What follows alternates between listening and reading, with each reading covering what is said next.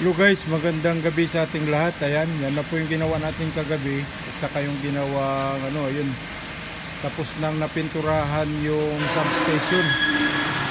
Yan yung ilalagay na corona dyan. Ayan, yung malaking panel na yan. So, sa ngayon, nakasimbol tayo ng panibagong frame na naman.